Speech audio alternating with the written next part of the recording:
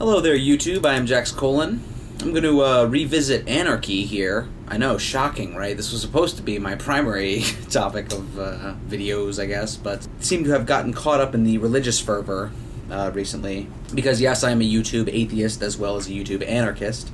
But I guess it's fitting that that has happened, and this is a good video to kind of bring me back towards Anarchy a little bit more. My good buddy Mitch posed some questions for me based on my video called Why Anarchy, but it's a response to Brain Police, just to describe why we became anarchists, or why we call ourselves anarchists now. Mitch posed some very interesting questions. The first one primarily is, how does spirituality, or I consider them different, how does spirituality and religious institutions, how do those things relate, I guess, to an anarchistic society, or are they compatible with one? Obviously, for me, I'm an atheist, but that has no bearing on my anarchist views. However, I do consider myself to have a spiritual side. You know, I certainly don't claim to have all the answers, and I don't think anyone can, any human ever can. Anyone who claims to is either deluded or lying, basically. It would be hard for me to convey what I mean by being spiritual, even though I don't act in a traditionally religious sense. But I do think people can be spiritual without being religious. Obviously, as an anarchist, it's not up to me to dictate to anyone else what is the right way to behave. People are free to believe whatever they want to believe. Whatever lets you live your life, you know, that's fine. And you have the right to do whatever you want. Just be aware that I also have the right to do whatever I want. In George Carlin's most recent stand-up special, he did a whole bit about that. You can look at it either two ways. Either nobody has any rights, or everyone has the right to do everything. So yeah, I have the right to try to snatch a lady's purse from her, but she also has the right to kick me in the balls. So I need to keep that in mind when I go around deciding what actions I'm going to take. Although this has no relation to religion. I guess maybe just in terms of how you can determine a kind of secular morality in the absence of, you know, religious text. However, as far as religious institutions, that is where we start to get into trouble.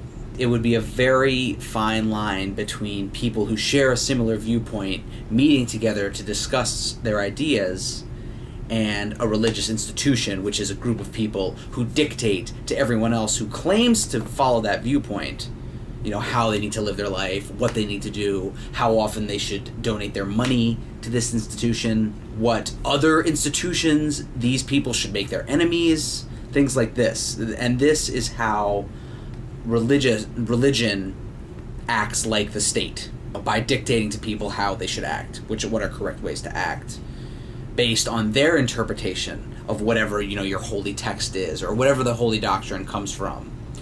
It is based on a group of people whose sole job it is to govern, basically. And the church did become essentially the state at one point, when the Catholic Church was the dominant form of Christianity.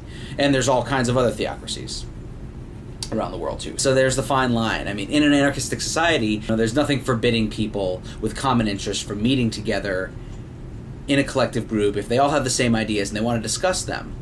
But what would go against an anarchist society is if there is a body that is set up that dictates to other people, you know, how they should need to live their lives.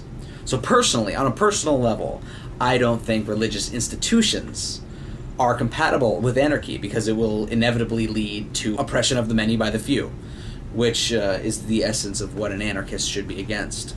And the second question that you posed was, so say you have this group of people and they're self-governing and they don't have, you know, the state, but, you know, through means of efficiency or for whatever reason, this self-governing body would eventually turn into the state. You know, this is, I think, the quintessential question among all anarchists, and this is where you get the branching off of, you know, anarcho-capitalists and market anarchists and all these, you know, anarchy with all these qualifiers in it. From my viewpoint, I certainly don't claim to be an expert. I'm still doing my reading and looking into how other people view this stateless society and how it would work and what have you. Even institutions are not against anarchy. Anarchy is just free from coercion, and one of the roots of what an anarchistic society would be is that there is not a class of people, essentially, that is set aside whose sole job it is to govern. I believe you're from Australia, I'm not sure, but I know in America, at least, we essentially have a ruling class, for lack of a better word. In order to get into the Senate or into a legislative body where you can really affect a significant amount of change, the process by which you get to that point inherently alienates you from the people that you're going to be governing. The people in the government really have no idea what it's like to be an average person. And they can never. Because in order to get to that point, there is an inherent disconnect from the populace. They cannot coexist. And it's because, in my mind, it's because of a certain laziness on the part of the populace. They want to give this responsibility over. They want to not have the job on them, basically. Because if, we as a populace come up with bad ideas, we have nobody to blame but ourselves.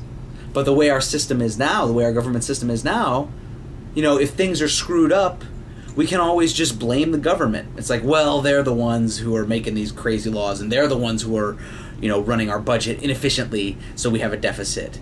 It's somebody else's fault. It's not mine, even though we supposedly elected them, which is a whole other sham, which I'm sure I'll make some more videos about once the election gets a little closer.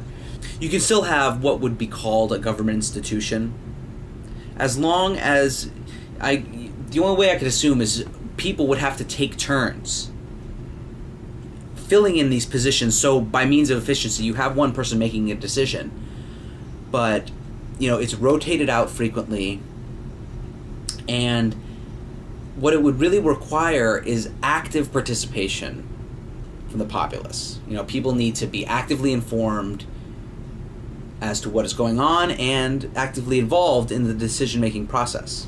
And what is to prevent that from eventually becoming a state? Nothing. It would be completely dependent on people's respect for one another. So until we're ready for that, anarchy will be impossible. Even if we were to come up with an ideal society, after a generation or two, it will change into what we consider to be a state. Unless there is a fundamental shift amongst all of humanity to inherently respect the rights of others. If humanity was ready for anarchy, it would be here already. It wouldn't be an issue. The reason that it's not here yet, I feel, is that we're not ready for it. We haven't learned the proper respect for each other. The vast majority of humans are still ruled by greed and self-interest. And when I say self-interest, I mean it in the bad way. I'm basically saying it as a synonym for greed. Not all self-interest is bad, because it's in my self-interest to eat food, so not all self-interest is bad. Yes, I concede that point. But when I say we're acting in our self-interest, usually I'm using it synonymous in a greedy, avaristic sense. So yeah, hopefully, I don't know, that was slightly rambling, but hopefully I shed some light on the questions that you had, and thank you for the response, and I will see everyone next time.